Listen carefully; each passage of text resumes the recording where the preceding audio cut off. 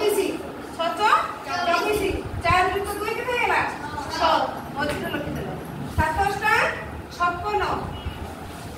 27 টা 56 5 যুক্ত 6 হেলা কেতে 11 এইଠି 11